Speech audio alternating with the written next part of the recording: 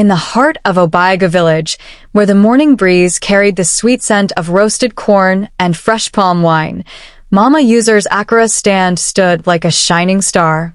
The villagers couldn't resist her crispy, golden bean cakes. Children ran ahead of their parents, eager to grab the first batch, while traders and farmers paused their daily hustle for a taste of her famous treat. "Mama User, your akara is sweeter than honey," one man said as he stuffed a piece into his mouth. "Ah, it's the handwork of the gods," she laughed, wiping her hands on her apron. "But if you want more, join the line." Her stall was simple, a wooden table covered with a colorful cloth, a bubbling pot of oil, and a basket of fried akara balls. Yet every morning, it was the busiest spot in Obiagu. Even the village women, known for their excellent cooking, couldn't compete with her magic touch. Soon, Mama User's success grew beyond the village market. People traveled from neighboring towns to taste her akara. Some claimed she had a secret ingredient. Others believed she prayed over the beans before grinding them. Whatever the reason, her fame spread far and wide. The local restaurants began to worry. How could a small akara stand draw more customers than their big establishments? "She must be using juju," they whispered among themselves. But no one dared confront her. Mama User was well-loved, and no one wanted to tarnish her name without proof. Obiagu was proud of their akara queen. But hidden behind her cheerful smile was a secret that would soon turn their admiration into fear. A secret tied to the strange trips she made every Saturday morning when no one was watching. Every morning, Mama User arrived at her akara stand with a cheerful smile and warm greetings for everyone. But on Saturday mornings, she was nowhere to be found until much later in the day. "Where does Mama User go so early every Saturday?" asked Nena, a curious trader who often set up her stall nearby. "Maybe she visits family or prays at the shrine," replied another woman. What else could it be? But even as they speculated, no one had an answer. Mama User was always secretive about her Saturday errands. She left her house before the first cock crowed, carrying a tightly sealed clay pot. The villagers found it strange, but quickly dismissed their curiosity when she returned to serve them their beloved akara. One particular Saturday morning, young Chitty, who worked at the mortuary in a neighboring town, was sweeping leaves when he saw Mama User entering the compound. She greeted no one, walking straight to the back where water used to wash dead bodies was kept. Chitty froze, broom in hand. Why would Mama User be here, he wondered. She filled her clay pot with the eerie water and left swiftly, glancing around to ensure no one followed. The scene troubled Chitty, but he kept silent. "It can't be what I'm thinking," he told himself. "There must be a good reason." Meanwhile, back in Obiagu, Mama User continued her business as usual, handing out akara to her eager customers. No one suspected that her secret Saturday visits to the mortuary held the key to her astonishing success. But secrets, like smoke, never stay hidden for long. And soon, Obiagu would face a truth darker than they could imagine. Mama User's akara became more popular with each passing day. The crispy outside, soft center, and spicy aroma drew people from near and far. No other akara could compare, no matter how many times other women in Obiaga tried to copy her recipe. Even the village chief, who rarely visited the market, sent his servants every morning to buy from Mama User's stall. "Whatever you put in this akara, Mama User, keep doing it," laughed Okonkwo, a palm wine tapper. "My wife has tried, but hers doesn't taste the same."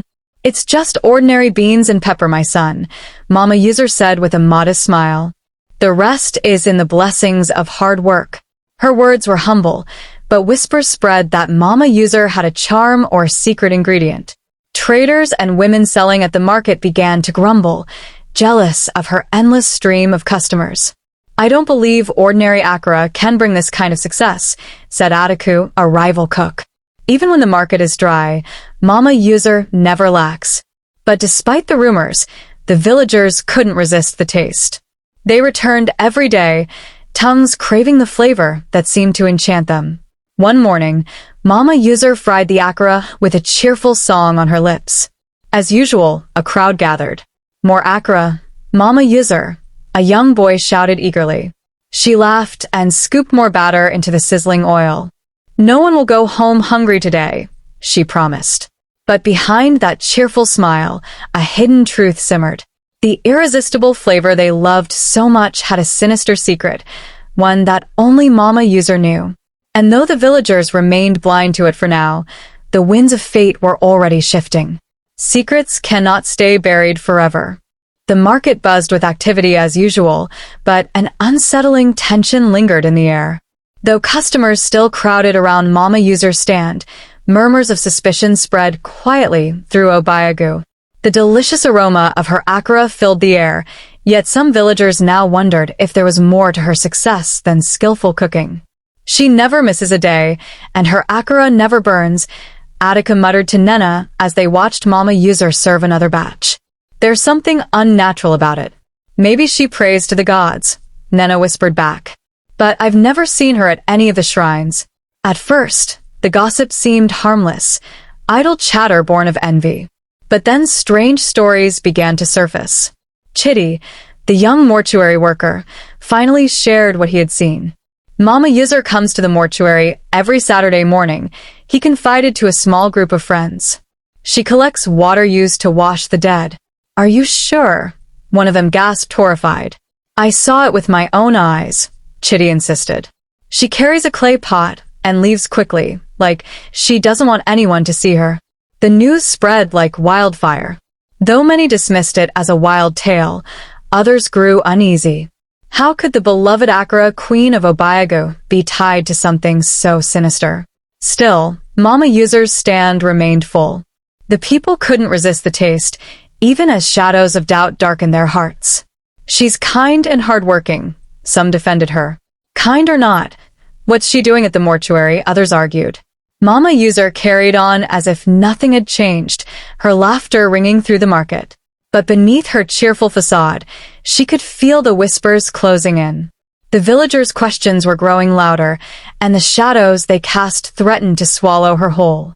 The sun rose lazily over Obayagu, its golden rays unable to brighten the heavy tension gripping the village.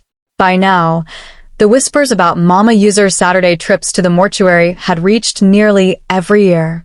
Many still clung to disbelief, unwilling to accept that their beloved akara queen could be connected to something so dark.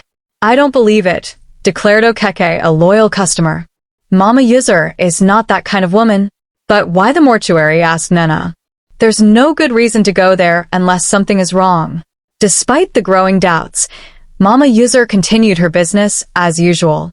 Her smile never wavered, and her hands worked tirelessly, frying akara that still drew long lines of eager villagers. But even she could sense the shift. The warmth in the air was now tinged with suspicion. It wasn't long before Chitty, urged by guilt and pressure, decided to confront her directly. Early one Saturday morning, he followed her discreetly to the mortuary. Hidden behind a tree, he watched as Mama User filled her clay pot with the murky water used to cleanse dead bodies. His heart pounded, but he stepped forward boldly. "Mama User, what are you doing with that water?" Mama User froze, her eyes narrowing. "You shouldn't be here, Chitty," she said, her voice cold. "What is this water for?" he demanded. "Does it have anything to do with your akara?" For a moment, silence stretched between them, broken only by the rustling leaves. Then Mama User's expression softened into a tired smile. "You wouldn't understand, Chitty," she said quietly. "But I did what I had to do." Word of Chitty's discovery spread quickly. Outrage and fear gripped Obayagu as the villagers pieced together the horrifying truth. The irresistible flavor of Mama User's akara was not a blessing but a curse tied to the forbidden ingredient she had been using all along. "You've fed us with death," one villager shouted in anger. The people who had once worshipped her now turned their backs, their admiration replaced by betrayal and disgust. Mama User stood silent amid the chaos, knowing that her time as the akara queen had come to a bitter end. The once celebrated akara stand now stood abandoned, its colorful cloth fluttering in the wind like a forgotten relic. The market that had thrived around Mama User's stall was filled with uneasy whispers and watchful eyes. The Akara queen of Obayagu was no longer a figure of admiration but one of fear and disdain. "Mama User betrayed us," muttered Attica bitterly. "She fed us poison from the dead." The village elders, led by Chief Okari, called for a council meeting to address the scandal. Every corner of Obayagu was abuzz with arguments about what punishment she deserved. "She must leave the village," one elder demanded. "No, she should answer for her crimes," another argued. When Mama User was summoned to the village square, she walked with her head high, though the weight of guilt pressed heavily on her shoulders. The villagers, once eager for her laughter and akara, now watched her with cold eyes. Chief Okari's voice boomed across the gathering. "Mama User, what you have done is beyond comprehension. You used unclean water from the dead to make food for our people. Do you deny it?" "I do not," she said, her voice steady. "But I never wished harm upon anyone. I only wanted my business to grow." Gasps rippled through the crowd. Some shook their heads in disbelief, while others whispered prayers against evil spirits. "You allowed greed to blind you," the chief declared. "For this, you have brought shame upon yourself and danger to Obayagu." The elders decreed that Mama User would be banished from the village at dawn. Her akara stand was to be burned, and no one was to speak her name again. As the crowd dispersed, Mama User stood alone, her heart heavy with regret. The village she loved, the people who had once adored her, were now lost to her forever. The next morning, as the sun rose over Obayagu, the flames consumed her stall, sending smoke spiraling into the sky. Mama User, now a shadow of her former self, walked silently out of the village. Though the Akara queen had fallen, her story lingered in Obayagu, a dark reminder of how ambition, when twisted by desperation, can destroy even the sweetest of dreams.